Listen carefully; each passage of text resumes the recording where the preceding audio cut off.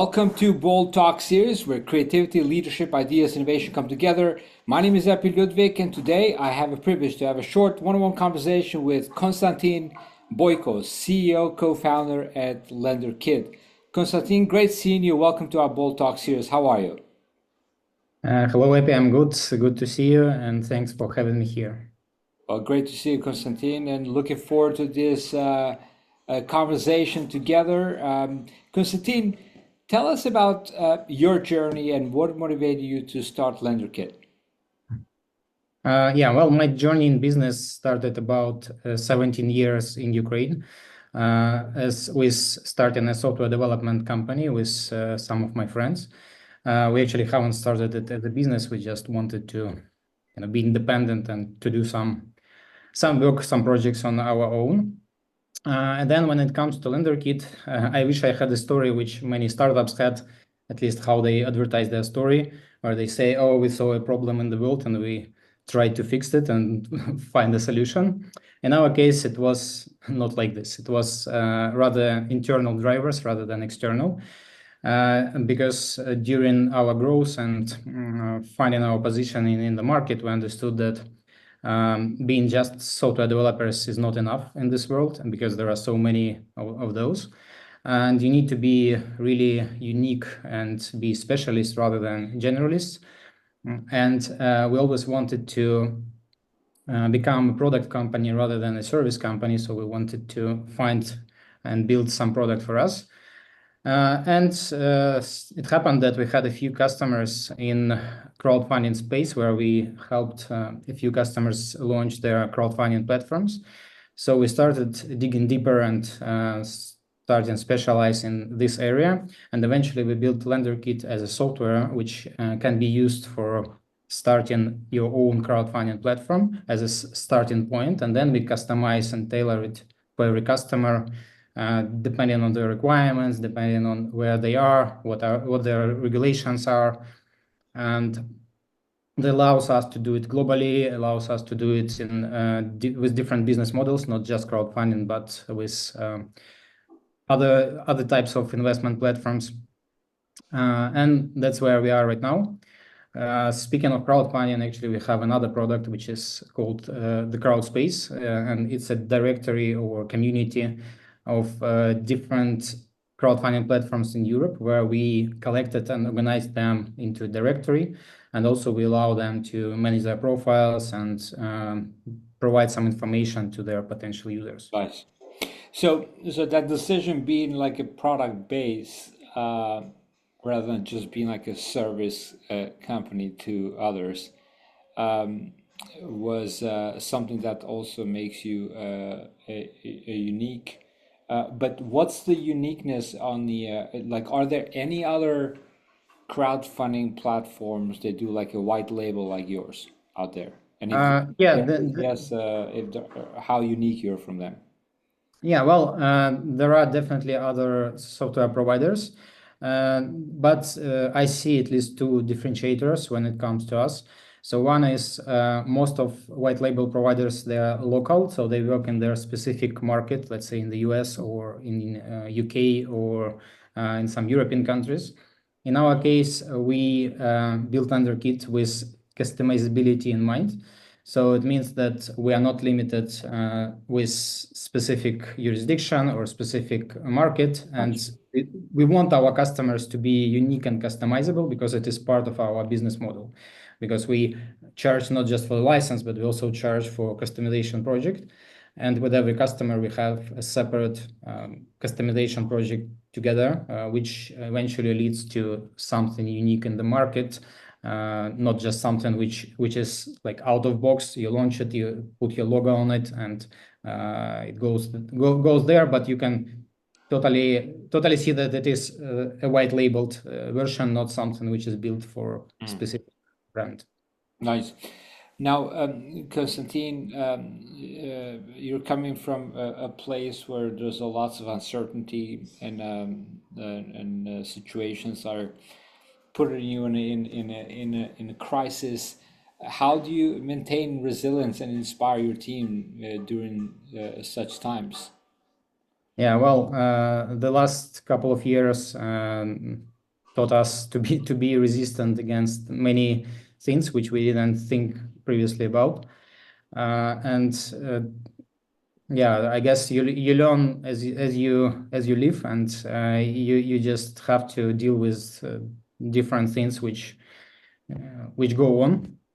I think right now we can quite confidently say that we can resist against pretty much anything except I'm not sure what, but maybe aliens coming and something doing with us. But I'm not sure if there is any secret sauce. To be honest, it's just about being focused on the results and making sure that you deliver what you promise. Yeah.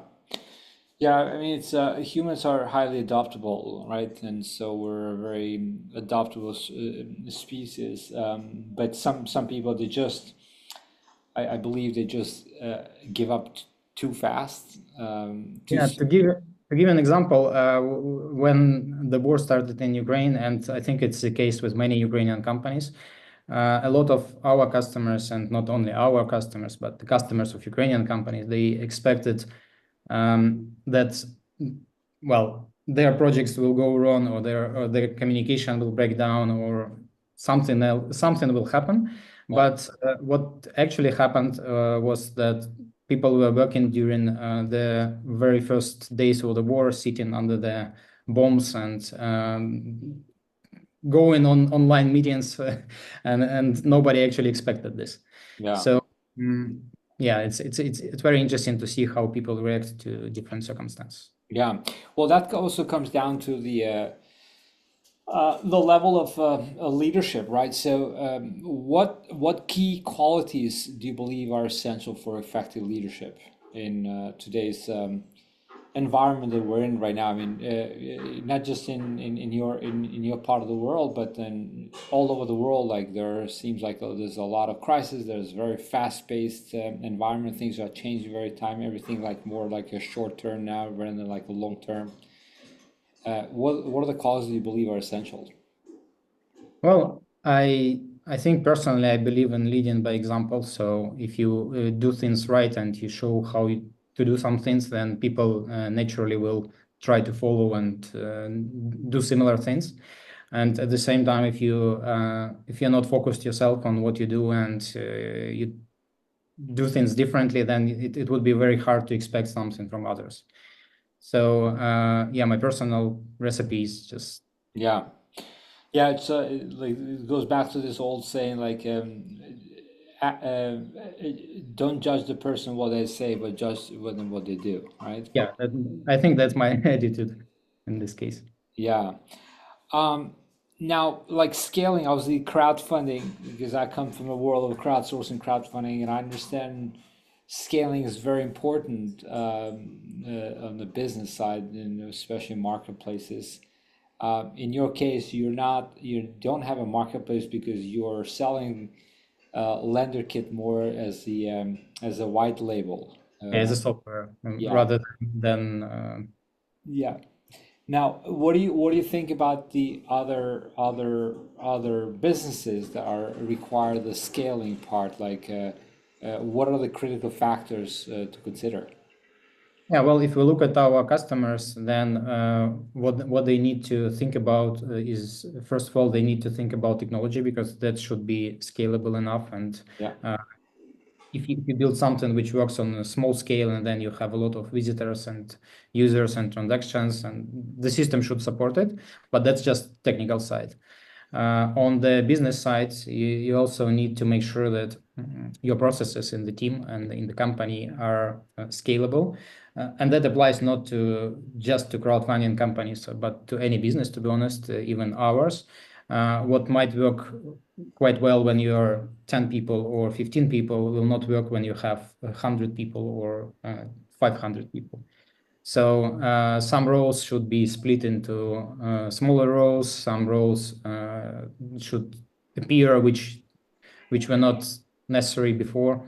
Um, but yeah, I think you just need to always think about what makes sense at your scale, and what doesn't make sense. Because if you start small and then you try to introduce all the roles which are applicable to enterprise companies, well, that you will just spend too much money in the beginning Yeah. and will not be able to scale.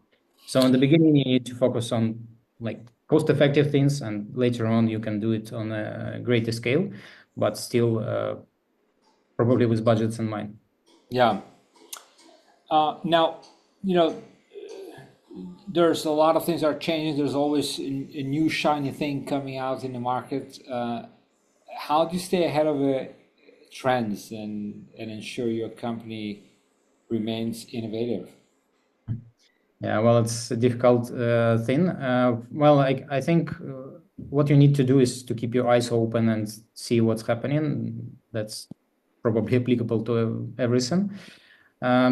Whether we are in a way innovative enough or up to date, to be honest, it's not for us to judge. It's more for others to see. But we try to maintain and to keep up with the pace, especially well now everyone. I think is involved somehow in using AI tools, which obviously is a trend now. And if you don't use those tools, you automatically become slower than others just because you're not so effective. And many things can be done faster with using AI, but you also need to learn and to know how to use it properly so that it adds value. Because of course you can try. AI is becoming, for example, increasingly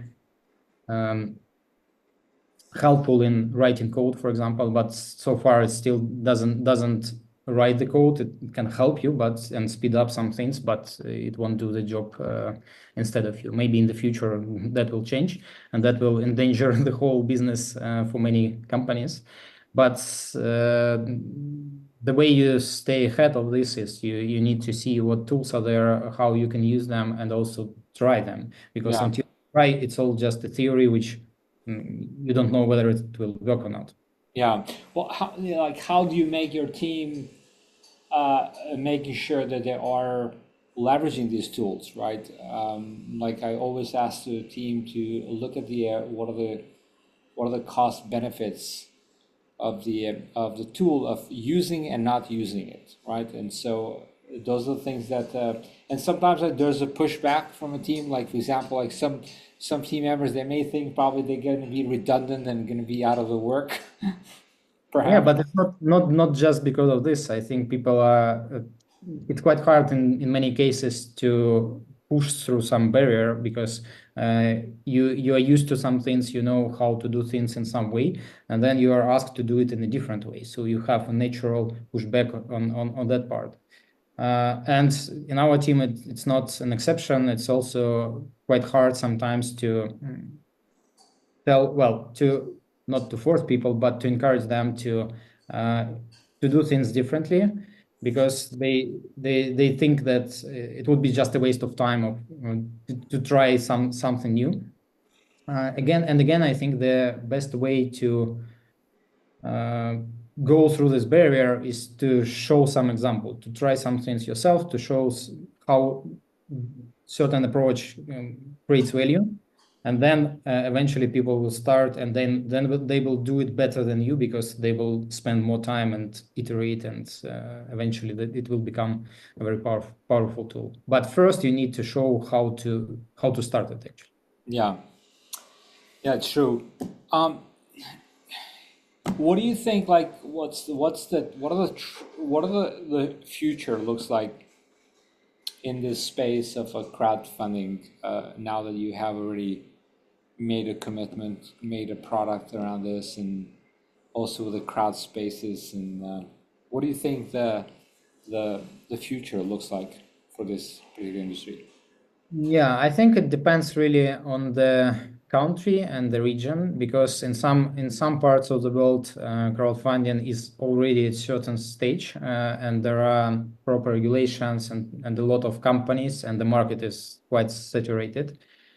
US might be an example, but also there are parts of the world where crowdfunding is just a new concept, and we get a lot of leads from very different countries. Sometimes countries we don't really know where they are. Yeah. Mm. And for them, it's the whole new journey of finding the right business model, finding the right approach with their local authorities, how to structure it, and how to get proper licenses, and turn this into an industry rather than some sort of exceptions. Of course, at some point, it will be well. At any country, it will become not something innovative, but maybe mainstream. I think. But then there are already other things, at least technically, which where crowdfunding might be transforming into. So sometimes it could go into tokenization space, and that is also quite popular. So people are trying to find a way to do pretty much the same crowdfunding, but with less reliance on traditional system, maybe. But there is also other directions. Sometimes crowdfunding goes into real like fund management and traditional institutional fundraising. So the platform might start as a crowdfunding platform working with some retail investors, but then they go into institutional funding, for example. So for me, there are two directions. The one is towards organization and maybe being less dependent on the government and other structures, and the other is kind of opposite, to become closer to traditional finance. Yeah. So right now it is somewhere in between. Yeah. Well, I remember in early days of crowdfunding, the idea was going more as a disruptor to the Exactly.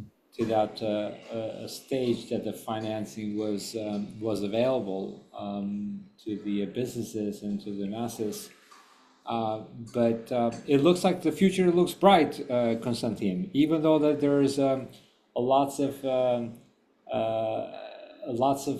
oppositions, lots of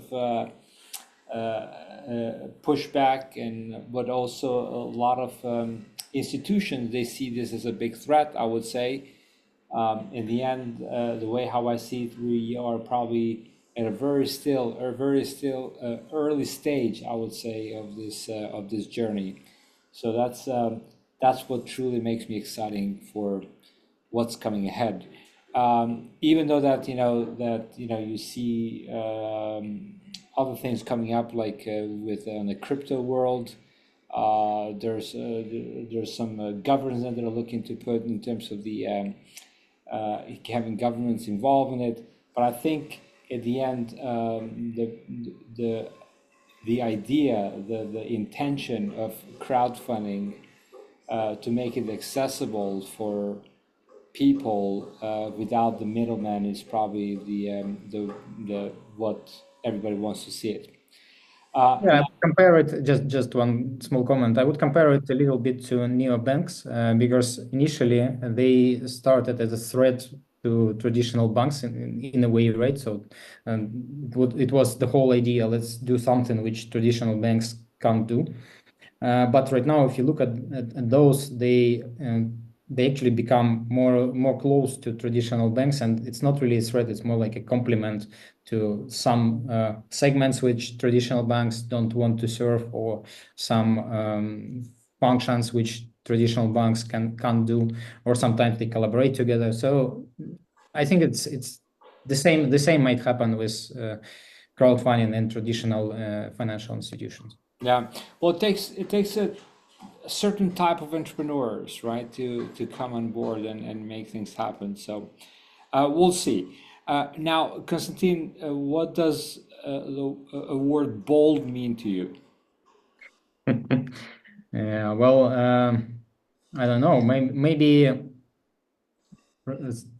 starting a business is bold in any case, especially in Europe. I think there are a lot of much easier ways to earn money than starting your own business. But yeah, well, it's a decision which you make, and then it changes your life. Fantastic. Well, always be bold. Konstantin, congrats for making great companies and great products within the company. Thank you for joining me in this Bold Talks series, and look forward to seeing you soon again. Until next time, Take care, be great, and be bold always. Thank you, Happy. Thank you for having me here. Thank you. Bye.